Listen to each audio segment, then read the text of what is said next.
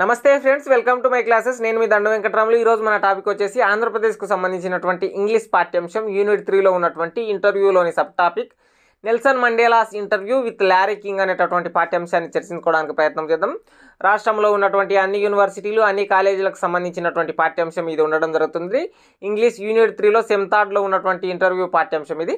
మీ అందరికీ lesson title నేమ్లోనే తెలుస్తుంది. Nelson Mandela interview with Larry King. Nelson Mandela, lorry king అనే ఇద్దరు పర్సన్లు ఉండడం జరిగింది. Lorry king interview Nelson Mandela చేసినటువంటి పాఠ్యాంశం ఇది. కంప్లీట్గా నెల్సన్ మండేలా గారి యొక్క ఇంటర్వ్యూ సారాంశం ఇది. కంప్లీట్గా ఇంటర్వ్యూ మోడల్ ఉండదు.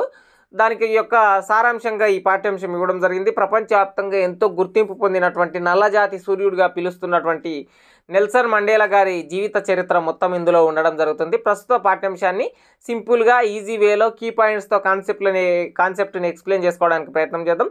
ఫ్రెండ్స్, మీరు ఇంకా నా ఛానల్ని సబ్స్క్రైబ్ చేసుకున్నట్లయితే please do subscribe my channel. Nelson Mandela గారి గురించి ఒకసారి చిన్న మాటలు తెలుపుకుంటే, సౌత్ ఆఫ్రికాకు సంబంధించినటువంటి వ్యక్తి.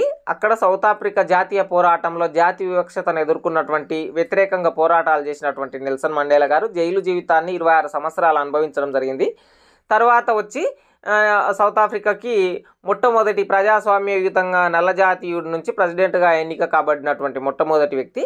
ఈ ప్రస్థానంలో జైలుకు వెళ్ళే పరిస్థితులు, జైలు జీవితం, జైలు నుంచి వచ్చిన తర్వాత ప్రెసిడెంట్గా ఎన్నిక కాబడిన తర్వాత ఉన్నటువంటి జీవితంకు సంబంధించి 3 టాపిక్లుగా ప్రస్తుత పాఠ్యాంశం ఉండడం జరుగుతుంది. Nelson Mandela's interview with Larry King. Larry King అనేటటువంటి ఒక జర్నలిస్టు లేదంటే ఏదైనా న్యూస్ ఛానల్కి సంబంధించినటువంటి ఒక agent Larry King Nelson Mandela గారిని ఇంటర్వ్యూ చేయడం జరిగింది. నెల్సన్ మండేలా గారి పూర్తి చిరునామా పేరు తెలుసుకున్నట్లయితే నెల్సన్ రొహిలాలా మండేలా అంటనని ఇతని పూర్తి పేరు. రొహిలాలా అనే పదాన్ని పలకడానికి వీలు లేకపోవడం, అంటే కొంత ఇబ్బందిగా ఉండడం చేత, అక్కడ బ్రిటిష్ ప్రభుత్వము తెల్లదొరలు ఉండడం చేత అక్కడ తెల్లదొరలే చదువు చెప్పడం, ఆ స్టూడెంట్లను పిలిచే క్రమంలో నెల్సన్ అని పిలవడం జరిగింది. ఆ పదాన్ని, రొహిలాలా అనే పదాన్ని తీసేసి నెల్సన్ మండేలాగా గుర్తింపు పొందడం జరిగింది. నెల్సన్ రొహిలాలా మండేలా 18 జూలై 1918 సంవత్సరంలో జన్మించడం జరిగింది. డిసెంబర్ 5, 2013లో మరణించడం జరిగింది. పొలిటికల్ లీడర్ అండ్ ఫిలంథ్రోపిస్ట్ అని చెప్పుకోవచ్చు. రాజకీయ నాయకుడు, అట్లాగే సంఘ సేవకుడు అని నెల్సన్ మండేలా గారిని చెప్పుకోవచ్చు అనమాట. He was the former president of South Africa who was in office from 10 May 1994 to 16 June 1999. He was the first block president of South Africa. South ఆఫ్రికాకు సంబంధించినటువంటి మొట్టమొదటి ప్రజాస్వామ్యయుతంగా ఎన్నిక కాబడిన నల్ల జాతీయుడు. 1994 సంవత్సరం నుంచి 1999 సంవత్సరం వరకు జాతీయ అధినేతగా పనిచేసినటువంటి నెల్సన్ మండేలా గారు he was called a terrorist for fighting for freedom. అంటే టెర్రరిస్ట్ కూడా తెల్ల జాతీయులు ఇతన్ని పిలవడం జరిగింది. He had spent 26 years of his life in prison. 26 సంవత్సరాలు జైలు జీవితాన్ని అనుభవించినటువంటి వ్యక్తి నెల్సన్ మండేలా గారు. ఇది నెల్సన్ మండేలాకు సంబంధించినటువంటి అబౌట్ ద ఆథర్. ఇంకా కాస్త ఎక్కువ రాయడానికి ప్రయత్నం చేయండి. 1944లో సౌత్ ఆఫ్రికా నేషనల్ కాంగ్రెస్లో జాయిన్ కావడం జరిగింది. అట్లాగే 1952లో లాయర్గా ఎన్నిక కావడం జరిగింది. 1962లో సౌత్ ఆఫ్రికా నేషనల్ కాంగ్రెస్ అనే పార్టీ బ్యాన్ కావడం చేత జైలు జీవితానికి వెళ్ళినటువంటి వ్యక్తి. అట్లాగే 1990 సంవత్సరంలో రిలీజ్ అయిన తర్వాత 1994 సంవత్సరంలో ఎలక్ట్ అయ్యి ప్రెసిడెంట్గా, నల్ల జాతీయుల నుండి ప్రెసిడెంట్గా ఎన్నిక కాబడినటువంటి మొట్టమొదటి వ్యక్తి నెల్సన్ మండేలా. నెల్సన్ మండేలా జైలుకి ఎందుకు వెళ్ళిండన్న మొదటి జీవితాన్ని, జైలు జీవితాన్ని, అట్లాగే జైలు తర్వాత జీవితాన్ని, ఈ 3 జీవితాలని ఎక్స్ప్లెయిన్ చేసుకుందాం ఇప్పుడు. ఇది కంప్లీట్గా సమ్మరీ మీరు డిస్క్రిప్షన్లో ఉంటుంది లింక్. అట్లాగే స్క్రీన్ మీద మీరు చూడొచ్చు. దండు వెంకటరాములు అని చెప్పి టెలిగ్రామ్ ఛానల్లో సెర్చ్ చేస్తే ఒక ఛానల్ వస్తుంది. అక్కడ నుంచి కూడా మీరు తీసుకోవడానికి ఆస్కారం ఉంది. అయితే మీకు కీ పాయింట్స్లో ఈ ప్రస్తుత పాఠ్యాంశాన్ని ఎక్స్ప్లెయిన్ చేయడానికి ప్రయత్నం చేస్తా. అయితే మొట్టమొదట కథ చెప్తా మీకు. నెల్సన్ మండేలా గారు జాతి వివక్షతకు పోరాటంగా ఎన్నో ఉద్యమాలు చేసినటువంటి వ్యక్తి. ఆ క్రమంలో 1962 ఆ టైం పీరియడ్లో జైలు జీవితానికి వెళ్ళడం జరిగింది. సుమారు 26 సంవత్సరాల ప్లస్, అంటే ఆల్మోస్ట్ 27 సంవత్సరాలు జైలు జీవితాన్ని అనుభవించారు. అక్కడ అనేక కష్టాలను ఎదుర్కొన్నాడు. అది రోబెన్ దీవి అనేటటువంటి దీవిలో అనేక కష్టాలను ఎదుర్కొన్నారు. తెల్ల జాతీయులు మన భారతదేశాన్ని ఎట్లా పాలించారో సౌత్ ఆఫ్రికాను కూడా అట్లాగే పాలించారు. అక్కడ మన గాంధీజీ కూడా కొన్ని సంఘ సంస్కరణలు, కొన్ని విధానాలు, కొన్ని పోరాటాలు కూడా చేసి భారతదేశానికి వచ్చినట్టు మనం చదువుకుంటున్నాం కదా. అదే క్రమంలో ఈ నెల్సన్ మండేలా గారు కూడా నల్ల జాతీయుల వైపు నిలిచినటువంటి వ్యక్తి. సౌత్ ఆఫ్రికా నేషనల్ కాంగ్రెస్ అనే పార్టీ తరపున ప్రచారం చేస్తూ తెల్ల జాతీయుల చేత అరెస్ట్ కాబడి 26 సంవత్సరాల ప్లస్ అంటే ఆల్మోస్ట్ 27 సంవత్సరాలు జైలు జీవితాన్ని రోబెన్ దీవిలో అనుభవించి వాళ్ళ చేత క్రూరమైనటువంటి చర్యలకు అంటే రాళ్ళు కొట్టే పని, రోడ్డు వేసే పని, ఈ విధంగా అనేక పనులు చేసి తర్వాత జైలు జీవితం తర్వాత జన జీవితంలోకి వచ్చి 1990 సంవత్సరంలో రిలీజ్ అయిన తర్వాత 1994 సంవత్సరంలో ఎలక్ట్ అయ్యి ప్రెసిడెంట్గా అనేక సంఘ సంస్కరణలు చేసి ఆ తెల్ల జాతీయుల మీద రివెంజ్ తీసుకోకుండా వాళ్ళను కూడా ప్రభుత్వంలో భాగం చేసుకున్నటువంటి వ్యక్తి నెల్సన్ మండేలా. ఇది బ్రీఫ్గా సమ్మరీ. దీనికి సంబంధించినటువంటి ఇంగ్లీష్లో మనం కొంత ఎక్స్ప్లెయిన్ చేసుకుందాం. కాన్సెప్ట్లను తెలుసుకున్నట్లయితే Nelson Mandela was a South African anti apartheid revolutionary. అంటే యాంటీ అపార్థైడ్ అంటే జాతి వివక్షతను ఎదుర్కొన్నటువంటి వ్యక్తి ఈ నెల్సన్ మండేలా గారు. నెల్సన్ మండేలాకు సంబంధించినటువంటి ఫుల్ లెంత్ ఇన్ఫర్మేషన్ని ల్యారీ కింగ్ ఇంటర్వ్యూలో అడుగుతుండు. The legendary world leader Nelson Mandela, the Nobel peace prize winner.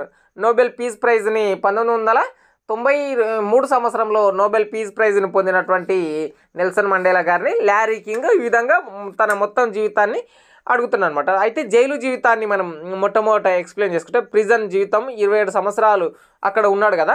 ఆ ప్రిజన్ జీవితానికి వెళ్ళిన దారి తీసిన కారణాలు ఏంటంటే సౌత్ ఆఫ్రికా నేషనల్ కాంగ్రెస్లోకి 1944లో జాయిన్ కావడం జరిగింది.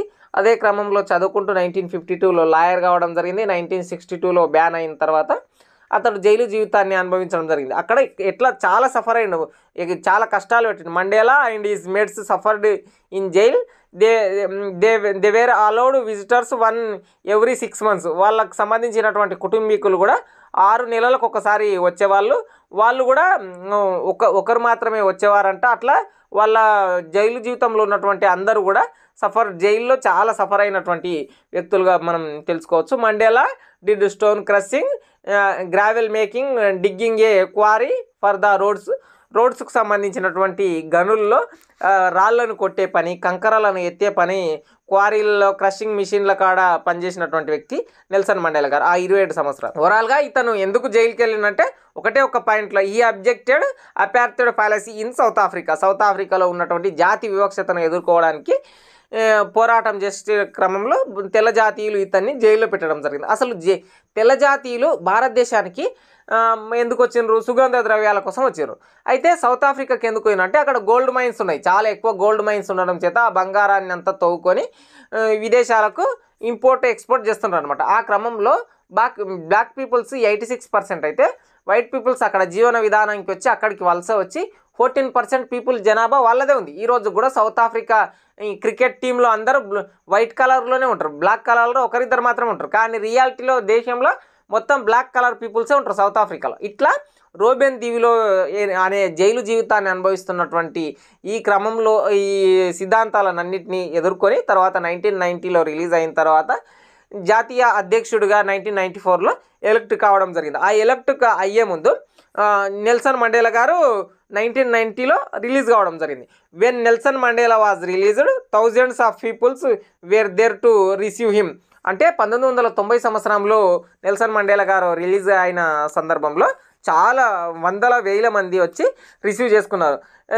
The then president of whites mister de Klerk brought him out of the prison. He did not to wish to become the president of South Africa, but Oliver Tambo died of heart stroke. Next to him the famous person was Nelson, so he was forced to be the president. అయితే Nelson Mandela గారు 1990లో release అయ్యే క్రమంలో అప్పుడున్నటువంటి vice president ఎవరున్నారు అంటే వైట్కు సంబంధించినటువంటి president ఎవరున్నారు? మిస్టర్ డి క్లెర్క్ అనేటటువంటి వ్యక్తి ఉన్నాడు అనమాట. ఆ మిస్టర్ డి క్లెర్క్ ఏం చేసినంటే లైఫ్ టైం ప్రిజన్ని అనుభవించి జాతి వివక్షత కోసం ఎంతో కృషి చేసినటువంటి నెల్సన్ మండేలా గారిని జాతీయ ప్రధాన అధ్యక్షుడిగా ఎన్నుకోవాలని, ప్రెసిడెంట్గా ఎన్నుకోవాలని సూచించిండు. ఆ సూచించే క్రమంలో ఒలివర్ తంబో అనేటటువంటి వ్యక్తి డి క్లర్క్ కింద వైస్ ప్రెసిడెంట్గా ఉన్నాడు అనమాట. అతడు 1991లో చనిపోయిన తర్వాత 1994లో కదా ఎలక్షన్స్ జరిగినాయి. ఇక ఫోర్స్ మీద అంటే మిస్టర్ డి క్లర్క్ ఫోర్స్ మీద నెల్సన్ మండేలా గారు జాతీయ అధ్యక్షుడిగా ప్రెసిడెంట్గా మొట్టమొదటి ప్రజాస్వామ్యయుతంగా నల్ల జాతీయుల నుంచి ఎన్నిక కాబడినటువంటి వ్యక్తి నెల్సన్ మండేలా. కీ పాయింట్స్ చూస్తే అపార్థిడ్ పాలసీని ఎదుర్కొన్నాడు. అంటే జాతి వివక్షత పాలసీని వద్దనుకున్నాడు. ఈ పాలసీ ఈక్వల్ రైట్స్ ఉండాలి, వైట్ పీపుల్స్ అయినా బ్లాక్ పీపుల్స్ అయినా మీరు ఈ దేశానికి వచ్చి బతుకుతున్నారంటే 14% మీరు ఉన్నప్పటికీ మిగతా 86% మేము ఉన్నామంటే మీరు గుత్తాధిపత్యం మేము ఉండొద్దు, ఈక్వల్ రైట్స్ ఉండాలి. ఈక్వల్ రైట్స్ ఉన్నప్పుడు మీరు మమ్మల్ని అరాజుడ్ చేయకుండా ఉంటే, బ్లాక్ పీపుల్స్ అని అరాజుడ్ చేయకుండా ఉంటే మనం కలిసికట్టుగా ఉండొచ్చు అని చెప్పి చెప్తున్నాను అనమాట నెల్సన్ మండేలా గారు. నెల్సన్ మండేలా గారు జైలు జీవితంలో ఉన్నప్పుడే war and peace, grapes of wrath ఇట్లాంటి పుస్తకాలన్నింటినీ కూడా చాలా ఎక్కువ చదివిండు అనమాట. రాళ్ళు కొట్టి క్రషింగ్ మిషన్లో క్వారీలలో పనిచేసినటువంటి నెల్సన్ మండేలా గారు 26 సంవత్సరాలు అక్కడే ఉండడం చేత కళ్ళు కూడా పోయినాట. మన కళ్ళు కనిపించకుండా మసక చీకటి, రే చీకటి అట్లాంటిది వస్తే 1994లో ఎలక్ట్ అయిన తర్వాత కూడా అతనికి కళ్ళే లేవు, అంత స్పష్టంగా చూసే అంత విధంగా లేవు. అయితే నెల్సన్ మండేలా గారు ఒక ఇంటర్వ్యూలో, ఇదే ఇంటర్వ్యూలో ఏం చెప్పుకున్నాడంటే ఆ రోబెన్ దీవిలో పనిచేస్తున్నప్పుడు, అంటే జైలు జీవితాన్ని అనుభవిస్తున్నప్పుడు దాహం వేస్తానంటే వాటర్ కావాలంటే ఆ జైలు అధికారులు వచ్చి ముఖం మీద టాయిలెట్ పోసి వెళ్ళేవారంట. అట్లా నెల్సన్ మండేలా గారు ఏమంటుందంటే, నేను పుట్టినప్పటి నుంచి నా తల్లి చనుబాల కంటే ఎక్కువ ఆ తెల్లదొరల టాయిలెట్ని ఎక్కువ తాగాల్సి వచ్చిందంటనని ఒక చోట చెప్పుకున్నాడు. ఎంతో హృదయ విదారకమైనటువంటి అంశం ఇది. అట్లా ఎదుర్కొన్నప్పటికీ కూడా 1994లో ప్రెసిడెంట్గా ఎన్నిక కాబడిన తర్వాత ఒక్కరి మీద కూడా రివెంజ్ తీర్చుకోలేడు. ఏమంటున్నాడు, దానికి బ్లడ్ షీడ్ వద్దు, రివెంజ్ అక్కర్లేదు, మనమంతా కలిసే ఉండాలి, మీరు అరాజుడు చేయకుండా ఉంటే చాలు, ఇప్పుడు ప్రజాస్వామ్యయుతంగా ఎన్నిక కాబట్టి మనమంతా కలిసి కట్టుగా ఉండాలి, ఈక్వల్ రైట్స్ ఉండాలని చెప్తున్నాడు. ఇక్కడ కీ పాయింట్స్ మీరు ఎక్కువ గుర్తుపెట్టుకోవాల్సింది, he objected apartheid policy in South Africa అంటున్నాను ఒక పాయింట్ని. అట్లాగే రివెంజ్ తీర్చుకోలేడు, అపార్థిడ్ పాలసీలో ప్రిజంలోకి వెళ్ళి 26 ఇయర్స్ అక్కడనే లైఫ్ టైం ప్రిజన్ని అనుభవించడం జరిగింది. సౌత్ ఆఫ్రికా నేషనల్ కాంగ్రెస్ పార్టీలో జాయిన్ కావడం జరిగిందంటని చెప్పి కొన్ని పాయింట్లు రాయడానికి ప్రయత్నం చేయండి. ఇంకా భారతరత్న కూడా 1990 సంవత్సరంలో రావడం జరిగింది. 1993లో నోబెల్ పీస్ ప్రైజ్ కూడా రావడం జరిగింది. అయితే నోబెల్ పీస్ ప్రైజ్ ఇవన్నీ ఎన్ని వచ్చినా సరే 1962లోనే నెల్సన్ మండేలా గారిని ఉరిదీయాలని అనుకున్నారు తెల్లదొరలు. మాకు వ్యతిరేకంగా వస్తున్నాడు కాబట్టి ఉరిదీయాలని అనుకుంటారు. అప్పటికి భారతదేశానికి, బంగ్లాదేశ్కి, పాకిస్తాన్కి ఈ అందరికీ కూడా స్వతంత్రం వచ్చింది కాబట్టి ఇక్కడ ఉన్న నెహ్రూ వీళ్ళ జాతీయ నేతలందరూ కూడా మీరు చేస్తున్న ఆక్రమాలు ఇప్పటికే మస్తైనాయి, మీరు నెల్సన్ మండేలా గారిని చంపితే చాలా ఇబ్బందుల్లో పడతారు, అట్లా చేయకండి అని చెప్తే లైఫ్ టైం ప్రిజంలో పెట్టినారు. కానీ నెల్సన్ మండేలా గారిని చంపకుండా ఉండడం చేత 1994లో ఎలక్ట్ అయ్యి దేశానికి ఎంతో కీర్తి ప్రతిష్టలు తీసుకురావడం జరిగింది. నల్లజాతి సూర్యుడుగా మొట్టమొదటిసారిగా ఎన్నిక కాబడినటువంటి వ్యక్తి గురించి సంబంధించినటువంటి పాఠ్యాంశం సమ్మరీ రాసేటప్పుడు మీరు అబౌట్ ద ఆథర్ రాయండి. అట్లాగే కాన్సెప్టుల్ని ఇట్లా కొంచెం కీ పాయింట్స్ని హైలైట్ చేస్తూ రాయడానికి ప్రయత్నం చేయండి. మిస్టర్ డి క్లర్క్ అనేటటువంటి వ్యక్తి ఎవరు, చిట్ట చివరి వైట్ ప్రెసిడెంట్ అనమాట. అంటే 1994లో ఎలక్ట్ అయ్యే కన్నా ముందు ఎవరున్నారు, మిస్టర్ డి క్లర్క్ ఉన్నాడు. అయితే నెల్సన్ మండేలా గారి కంటే సీనియర్ ఒలివర్ తాంబో అనేటటువంటి వ్యక్తి కూడా ఉన్నాడు. కానీ అతను హార్ట్ స్ట్రోక్ వచ్చి చనిపోవడం జరిగింది. జైలు జీవితంలో నెల్సన్ మండేలా గారు ఏం చేసిండ్రు, క్రషింగ్ మిషన్ల కాడ, క్వారీలలో, రోడ్స్ పని మీద పనిచేయడం జరిగింది. ఎన్నిక అయిన తర్వాత వాళ్ళకి రివెంజ్ తీర్చుకోకుండా బ్లడ్ షీడ్ వద్దు మన దేశానికి అని చెప్పి ఎలక్షన్ తర్వాత ఎన్నిక కాబడిన తర్వాత బ్లాక్ పీపుల్స్ని, వైట్ పీపుల్స్ని అంతా ఈక్వల్ చూసిండు అనమాట.